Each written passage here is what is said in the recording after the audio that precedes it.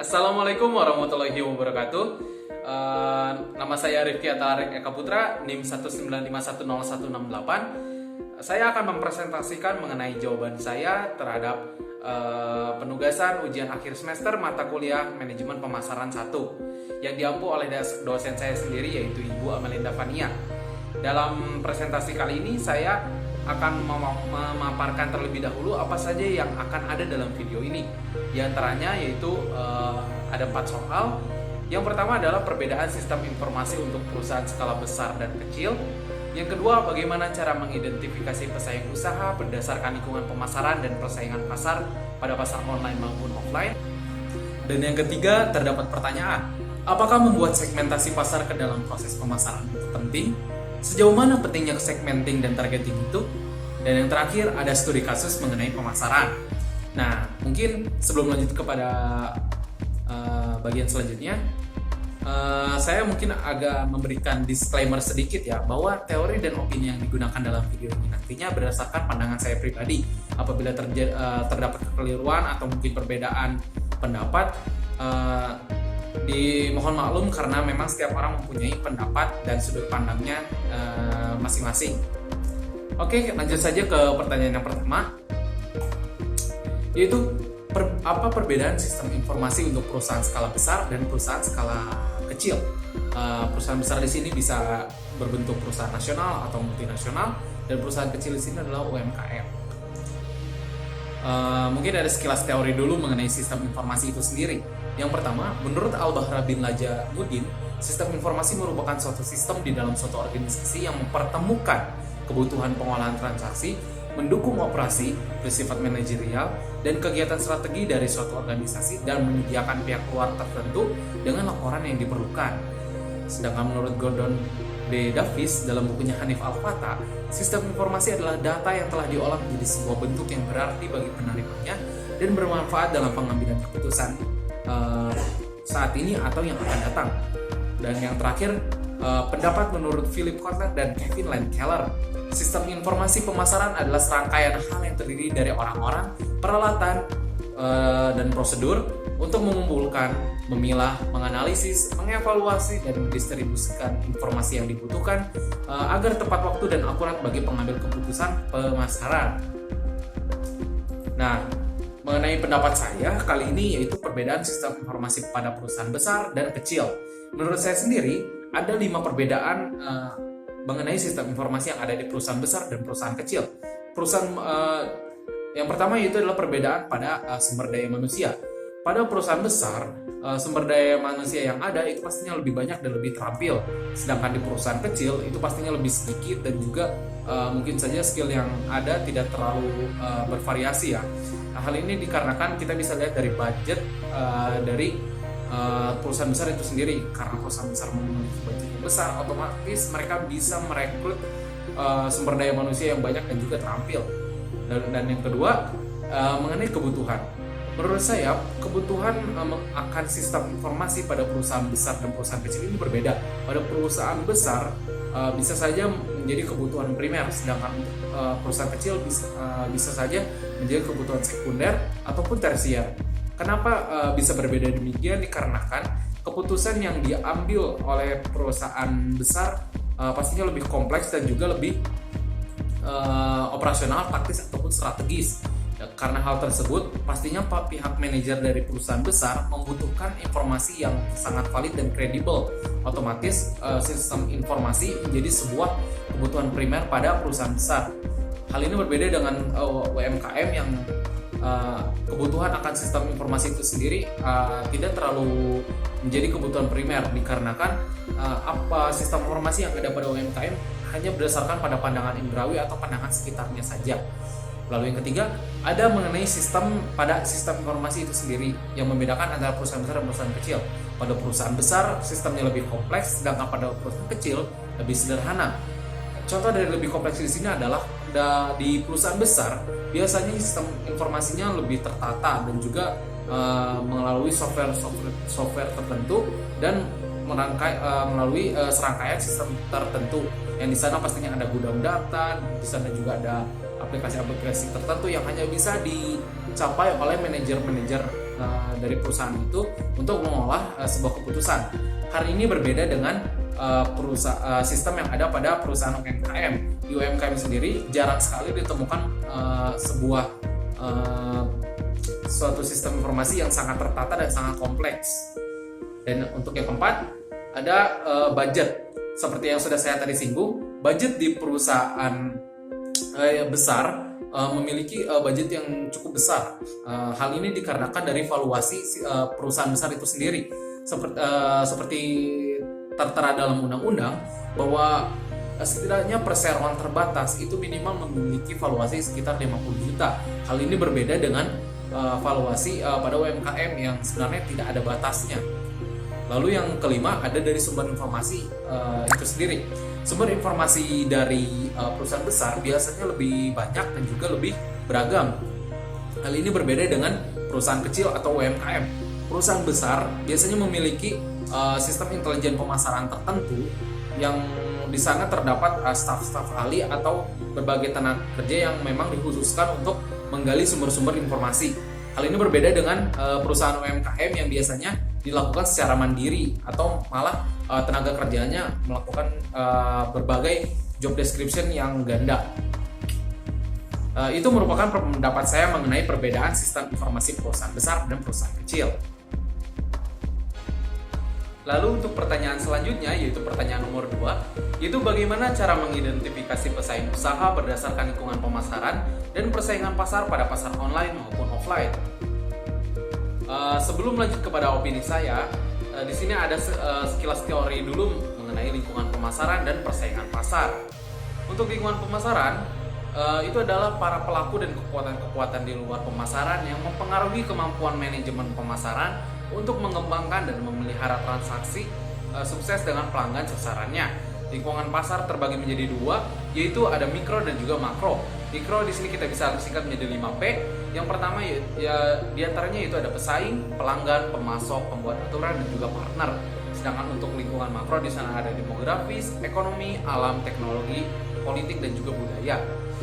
Dan untuk yang selanjutnya yaitu persaingan pasar. Persaingan adalah aktivitas kompetitif organisasi atau perorangan untuk berlomba-lomba dalam mencapai tujuan yang diinginkan seperti konsumen, pangsa pasar, peringkat survei atau sumber daya lain yang dibutuhkan.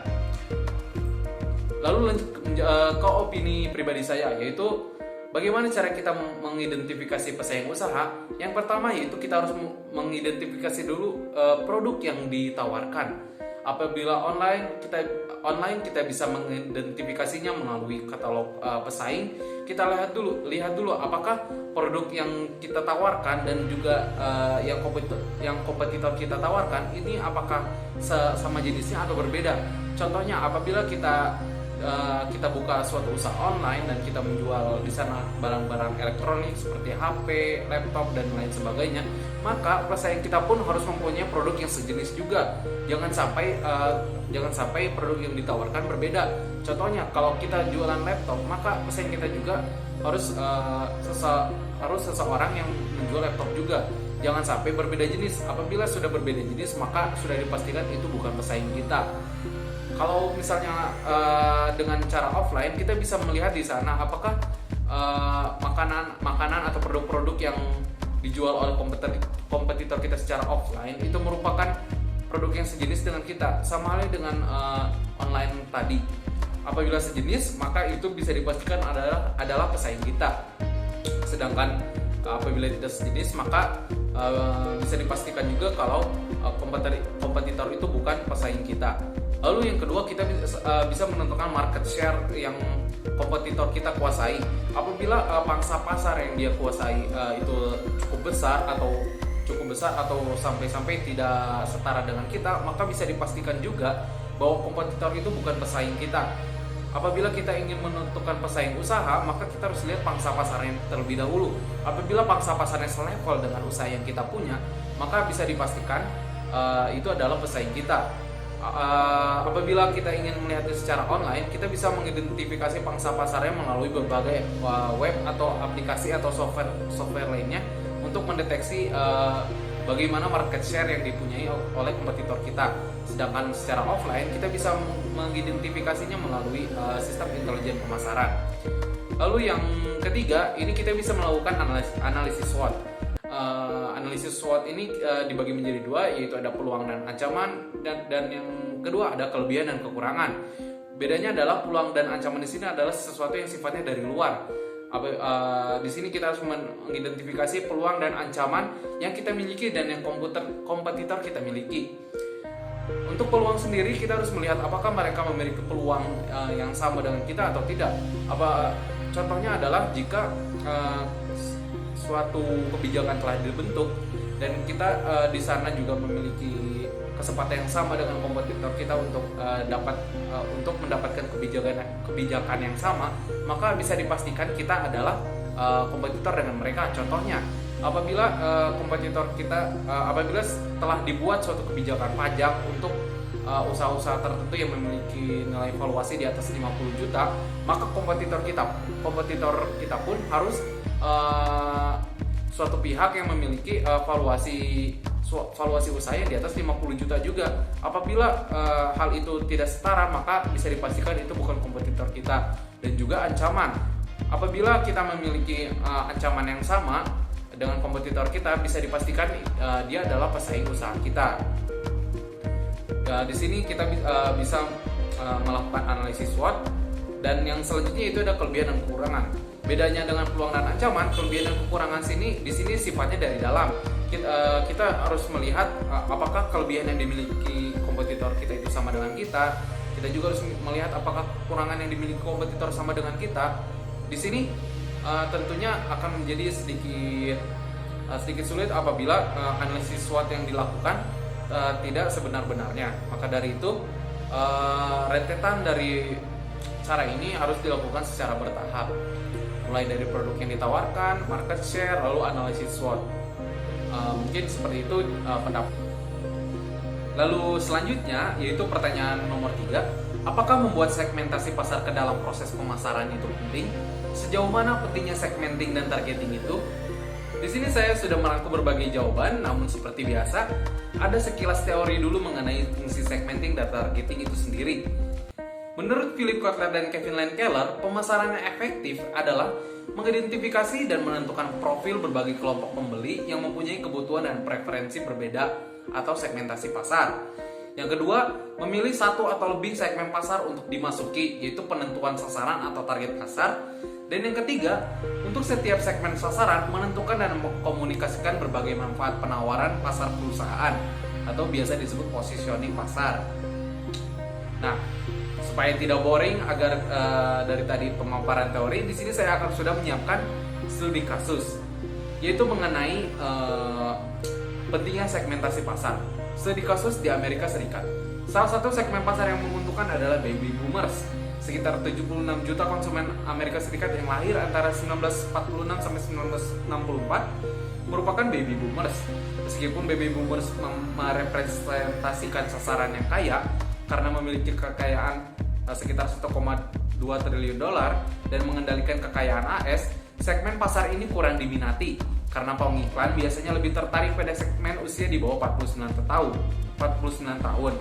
Tetapi seiring berjalannya waktu, jumlah baby boomer kian meningkat.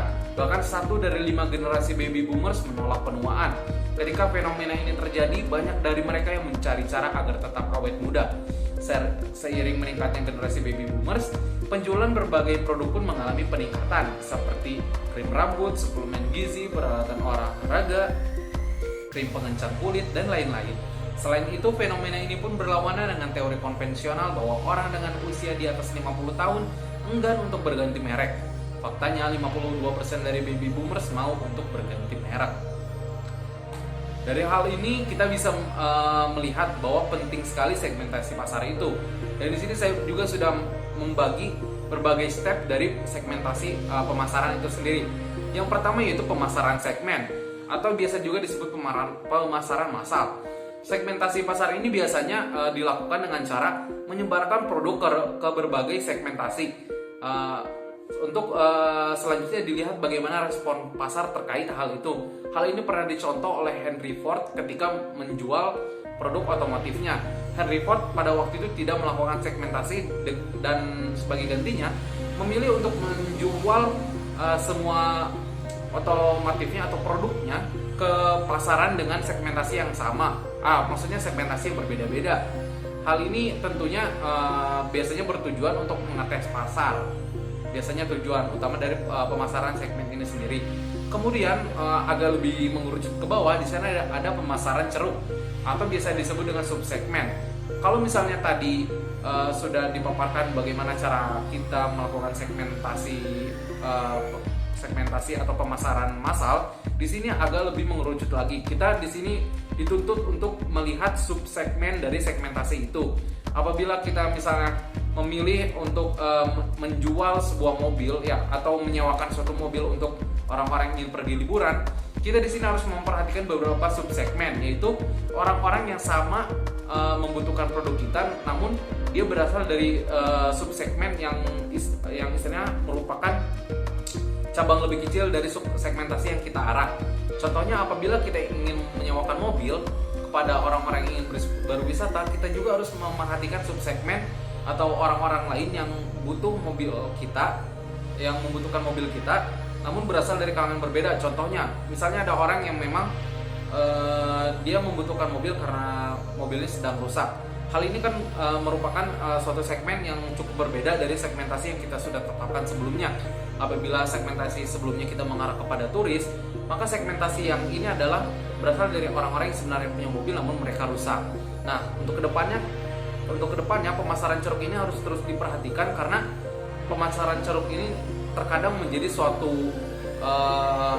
kartu as bagi beberapa perusahaan, karena pemasaran ceruk ini suatu bisa disebut sebagai segmentasi yang tidak terduga, karena kedatangan mereka itu bisa saja menguntungkan, menjadi keuntungan yang tidak terduga bagi perusahaan. Dan yang selanjutnya adalah pemasaran lokal. Kalau tadi sudah kita memperhatikan subsegmen, di sini kita mengarah ke subsegmen yang lebih kecil lagi. Pemasaran lokal di sini berarti adalah pemasaran bisa disebut juga pemasaran akar rumput. Pemasaran akar rumput ini kalau kita lihat dari filosofinya, yaitu menempel kepada tanah, maka ada rumput yang menempel di tanah dan rumput itu memiliki suatu akar. Nah, akar di sini adalah suatu hal yang sangat kokoh untuk menunjang rumput ini. Sama halnya dengan pemasaran lokal. Kalau misalnya kita untuk memilih cara untuk pemasaran lokal, di sini kita bisa lihat contoh kasus kepada beberapa klub bola asal Eropa yang mereka memilih untuk mendirikan sebuah akademi sepak bola di wilayahnya masing-masing atau di wilayah lokalnya masing-masing. Di sini tujuannya apa? Di sini tujuannya adalah untuk mereka agar bisa mendekatkan kepada individu-individu nantinya yang diharapkan bisa menjadi konsumen potensial. Atau contoh lainnya kita bisa melihat di sini, apabila kita ingin menyasar mahasiswa, maka mahasiswa di sini adalah posisinya adalah pemasaran lokal. Kenapa bisa disebut pemasaran lokal? Karena di sini kita hanya memperhatikan mahasiswanya saja secara umum, kita tidak memperhatikannya secara individual atau secara khusus.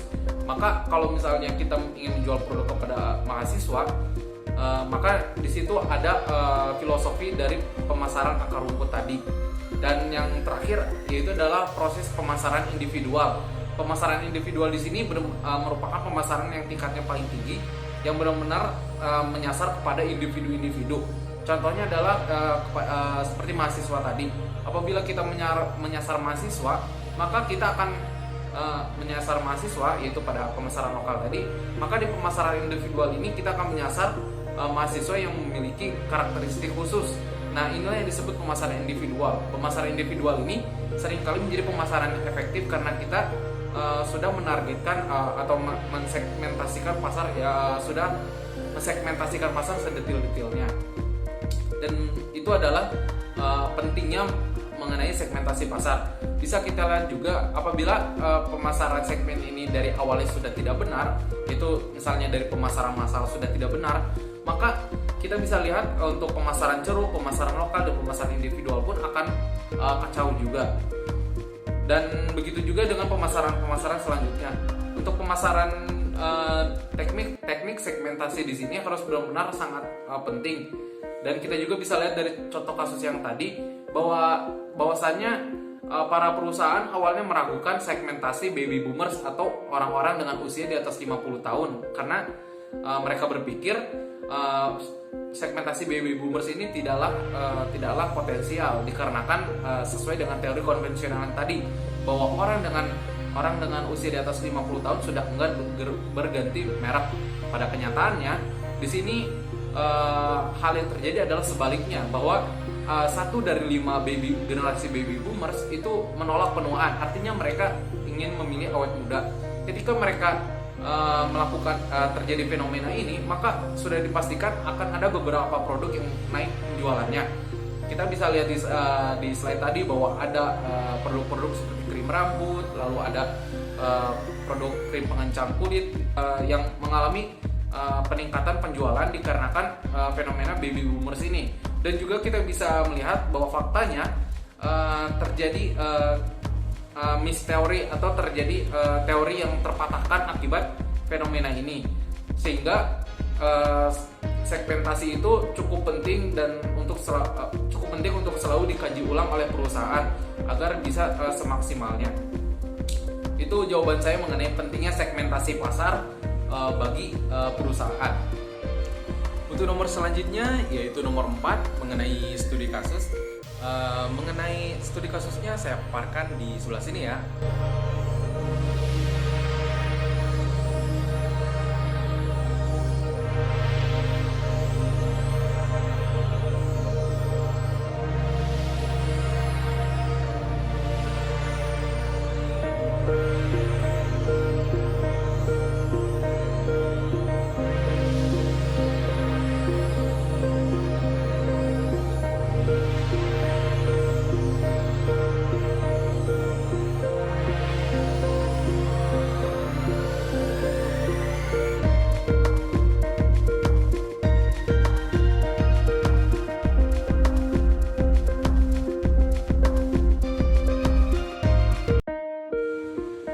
Dan untuk yang selanjutnya yaitu pertanyaan-pertanyaan berdasarkan studi kasus tersebut. Nah, pertanyaan yang pertama, langkah pertama apa yang Anda akan lakukan dalam memasarkan produk kedai Bayu ini?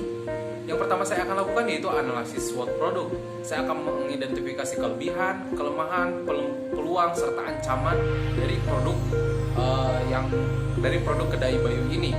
Lalu yang kedua, saya akan melakukan STP terhadap produk dan brand. STP ini singkatan dari segmenting, targeting, dan positioning. Pertama saya akan melakukan segmentasi pasar, yaitu saya mengkotak-kotakan atau mengelompokkan setiap target pasar potensial untuk menentukan sejauh mana saya bisa memasarkan produk secara efektif. Jika melihat dari kasus tadi, saya berpendapat bahwa segmentasi pasar yang paling potensial adalah segmentasi pasar keluarga, golongan keluarga dan golongan para catering dan pemangku kepentingan di suatu organisasi. Kenapa ini disebut target pasar yang potensial? Karena pertama, target seperti tadi disebutkan bahwa Bayu ini selalu mengonsumsi ayam-ayam tadi, olahan daging ayam tadi ketika menjelang hari raya bersama keluarga besarnya. Otomatis keluarga besarnya tersebut bisa kita kategorikan sebagai segmentasi pasar. Kemudian ada para pengusaha catering. Kenapa pengusaha catering? Karena pengusaha catering ini akan bisa memiliki produk yang bersesuaian dengan produk kedai Bayu tadi. Apabila nantinya Bayu ini melakukan kerjasama lebih lanjut, segmentasi para pemegang catering ini bisa menjadi potensial juga. Lalu yang ketiga, ada para pemangku kepentingan di suatu organisasi. Pemangku kepentingan organisasi ini seperti contohnya adalah bagian konsumsi dari perusahaan. Seringnya dari bagian konsumsi perusahaan akan selalu memesan menu-menu atau makan catering dari berbagai pengusaha makanan. Nah, pada peluang inilah Bayu itu bisa masuk untuk menentukan dalam rangka menentukan segmentasi pasarnya. Lalu yang kedua, target pasar. Tadi sudah disebutkan bahwa target pasar yang paling potensial adalah keluarga, lalu para pengusaha makanan termasuk pengusaha catering, lalu juga ada para pemangku kepentingan yang berada di bidang konsumsi. Langkah selanjutnya itu adalah positioning. Bayu harus menentukan posisi apa yang tepat dari produknya dan brandnya itu. Istilahnya dalam hal ini Bayu harus menentukan mau membawa seperti apa produknya ini, ingin melakukan diferensiasi seperti apa. Nah, maka dari itu positioning ini juga sangat penting tentang bagaimana cara mengkomunikasikan produknya ke target pasar potensialnya. Lalu yang ketiga ada marketing mix. Marketing mix atau kita bisa kenal dengan borang pemasaran terdiri dari 4P, itu produk, price, promotion, dan place. Produk di sini sudah diketahui bahwa tadi adalah olahan daging ayam yang beraneka ragam rasanya. Lalu ada price, dari harga juga sudah tadi disebutkan, dan promotion. Di sini Bayu harus menentukan promosi apa yang paling efektif dalam memasarkan produknya. Kalau menurut saya yang paling efektif adalah dengan cara melalui sistem pre-order online, atau juga bisa untuk melalui kedai offline. Untuk promosinya sendiri di sini juga bagus untuk melalui teknik promosi man to man atau mouth to mouth, alias dari mulut ke mulut. Hal ini dikarenakan karena target pasar yang potensial tadi adalah keluarga, maka ada kemungkinan bahwa kebiasaan dari keluarga ini yang selalu bersosialisasi ya di lingkungan rumah bersama tetangganya, bersama kerabatnya, ini akan memudahkan promosi melewati mouth to mouth tadi, sehingga promotion dengan sistem promotion yang tadi juga sangat efektif. Dan yang untuk awal-awal ketika grand opening, Bayu ini juga bisa untuk melakukan berbagai terobosan seperti teknik beli satu gratis satu, atau bisa juga dengan teknik makanan gratis atau tester untuk wilayah geografis di sekitar tempatnya. Lalu yang terakhir adalah place. Di sini Bayu harus menentukan sekiranya tempat apa yang paling cocok untuk membuka kedai ini. Kalau saya adalah manajernya, saya akan membuka kedai ini di sekitar kawasan yang memiliki yang target pasarnya memiliki kasta sosial yang cukup tinggi, dikarenakan harga dari menu-menu Bayu ini cukup tergolong mahal untuk di beberapa daerah, khususnya di Indonesia ya. Lalu yang keempat, saya akan melakukan analisa micro environment yang terdiri dari goal, SDN, strategi, dan struktur. Goal di sini adalah tujuan dari membuka usaha ini tidak lain adalah laba, maka saya akan harus menentukan kapan BMP atau balik modal akan terjadi. Lalu SDM, saya harus menentukan sumber daya yang kompeten juga. Strategi, seperti melakukan strategi marketing tadi yang membeli satu gratis satu, atau juga untuk makanan gratis tester. Dan yang terakhir adalah struktur organisasi. Saya harus menentukan bagaimana struktur yang paling tepat untuk bisa menjalankan setiap fungsi dari organisasi kedai Bayu ini. Kalau yang terakhir adalah menganalisa macro environment. Macro environment ini bedanya dengan mikro adalah para setiap penjual atau pengusaha ini tidak bisa memberi rangsangan balik atau reaksi balik terhadap apa yang terjadi di lingkungan makro, misalnya teknologi, ekonomi, kebijakan, internet, budaya, dan alam. Teknologi, kita harus selalu menyesuaikan dengan teknologi. Perangkat hardware yang disiapkan atau software juga harus memadai untuk melakukan serangkaian teknik promosi atau marketing. Lalu yang kedua ada ekonomi, selalu menyesuaikan dengan keadaan ekonomi, selalu juga dengan kebijakan ekonomi. Yang ketiga, melihat dari kebijakan publik atau kebijakan hukum yang berlaku, apa saja yang dapat mempengaruhi kedai Bayu ini. Yang keempat, internet, selalu melihat tren-tren positif yang ada di internet. Kelima, budaya, melihat tradisi atau sesuatu yang melekat di masyarakat sekitar. Dan yang terakhir adalah alam.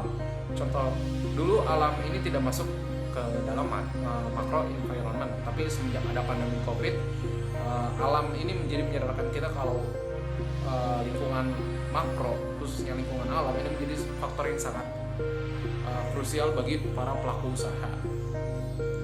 Dan pertanyaan kedua, bagaimana cara menentukan segmen dan target pasar agar konsumen yang kedai Bayu ini sesuai sasaran? Itu pertama, yaitu seperti yang tadi sudah saya bicarakan, yaitu melakukan STP atau segmenting, targeting, dan positioning. Segmenting sendiri ini membagi atau mengelompokkan setiap target pasar ke dalam beberapa kategori. Itu yang pertama bisa kategori geografis, yaitu berdasarkan lokasinya. Yang kedua berdasarkan demografis, usia dan tahap siklus hidup, tahap kehidupan, jenis kelamin, pendapatan, generasi, kelas sosial, dan lain-lain. Itu yang ketiga. Yang ketiga ada psikografis. Yang keempat ada segmen perilaku. Di sini menurut saya yang paling tepat untuk dijadikan segmentasi tadi adalah dari demografis, itu tahap siklus hidup dan tahap kehidupan. Seperti diketahui tadi, kalau misalnya kita mengarah pada sektor keluarga, maka tahap keluarga ini merupakan salah satu dari tahap kehidupan, di mana orang yang tadinya hanya bujangan misalnya lalu beranjak menikah, sehingga setelah beranjak nikah itu menjadi punya keluarga. Ini merupakan segmentasi berdasarkan demografis atau berdasarkan tahap kehidupan. Jadi setelah melakukan segmentasi tadi, Bayu ini juga harus menyesuaikan dengan teknik marketingnya, teknik marketing dan promosinya kembali. Lalu setelah melakukan segmentasi tadi, melakukan targeting, itu menentukan pasar-pasar yang potensial. Berdasarkan geografis harus menjual di mana, berdasarkan demografis siapa yang harus diarah dan memfokuskan terhadap siapa. Berdasarkan psikografis harus melihat orang-orang yang memiliki karakter seperti apa. Berdasarkan segmen perilaku melihat kebiasaan-kebiasaan apa yang mereka sering lakukan. Ini yang harus terus dipertimbangkan ke depannya. Dan yang terakhir itu adalah positioning. Positioning ini adalah keputusan bagaimana cara mengkomunikasikan nilai-nilai yang ada pada produk kita kepada konsumen. Nilai-nilai tersebut bisa dalam bentuk iklan, produk, ataupun promosi juga. Dalam hal ini saya juga harus menentukan tagline atau slogan apa yang paling cocok dengan produk Bayu ini. Andaikan tadi dalam keterangan disebutkan bahwa Bayu yakin bahwa menu ayam olahan ayam ini akan sangat enak, maka bisa saja saya mencantumkan tagline ayam Bayu meresapnya sampai ke tulang. Jika saya melakukan tagline seperti ini akan menanamkan mindset ke para konsumen bahwa Bayu ini memiliki positioning sebagai pengusaha ayam yang bisa membuat makanannya dengan rasa seunik mungkin, yaitu tadi dengan rasanya yang meresap sampai ke tulang. Nah, karena Bayu memiliki diferensiasi yang kuat inilah diharapkan branding atas positioning tadi bisa dilakukan. Menurut saya seperti itu. Dan yang terakhir, apa dan bagaimana saran untuk Bayu dalam menjalankan kedai ini ke depannya? Yang pertama adalah manfaatkan relasi yang ada. Relasi yang ada ini sering sekali terjadi rezeki yang tidak terduga, seperti di sini kita bisa saja mendapat orderan, atau juga relasi yang ada itu bisa kita manfaatkan untuk promosi gratis. Yang kedua, cari peluang untuk mendapatkan modal tambahan. Karena Bayu ini baru membuka kedai, jadi sangat rentan sekali terjadi ketidakstabilan cash flow. Ketidakstabilan cash flow sendiri sangat berpengaruh bagi pelaku usaha manapun, sehingga harapannya Bayu pun bisa mencari modal tambahan. Tapi perlu digarisbawahi juga bahwa modal tambahan di sini diharapannya bukan sebagai modal tambahan liabilitas ya, yang khususnya berbunga, karena itu akan sangat beresiko. Saya akan sarankan untuk mencari modal tambahan berupa investor yang siap berbagi hasil. Dan yang ketiga adalah adaptasi, karena kita sudah ada di zaman yang segalanya memakai teknologi. Sangat disarankan untuk beradaptasi secepat mungkin dan juga sepeka mungkin terhadap tren positif yang ada di internet ya, agar selalu bisa mengikuti traffic pasar. Dan yang keempat adalah pertimbangkan faktor X. Faktor X ini adalah segala sesuatu yang memang tidak bisa dikira atau benar-benar mind blow dan tidak bisa kita perkirakan sebelumnya. Biar bagaimanapun Bayu harus tetap mengantisipasi atas faktor ini. Yang kelima adalah melakukan branding. Fungsi dari branding ini adalah untuk sustain jangka panjang, karena produk ayam ini memang Bayu mungkin saja memiliki diferensiasi yang kuat, tetapi dalam jangka panjang Bayu juga perlu melakukan branding agar konsumennya bisa sustain dan juga demi keberlangsungan usaha yang Bayu buat. Dan yang keenam, ini adalah karena Bayu adalah orang yang beragama, jangan lupa juga untuk berdoa dan bersedekah. Karena dengan hal inilah faktor X tadi bisa terhindarkan. Beberapa faktor X yang mungkin tidak terdengar tidak masuk akal, tapi itu benar-benar terjadi di masyarakat adalah seperti pesugihan. Yang kedua adalah ada pengaruh dari dari makhluk-makhluk alam lain, dan ini sebenarnya benar-benar sangat di luar akal dan sangat tidak ilmiah, tetapi hal ini benar-benar terjadi. Tugas kita bagaimana cara menghindarinya cukup meningkatkan keimanan dan ketakwaan kita saja kepada Allah Subhanahu wa taala. Mungkin seperti itu jawaban dari saya. Mohon maaf bila ada kesalahan. Wassalamualaikum warahmatullahi wabarakatuh.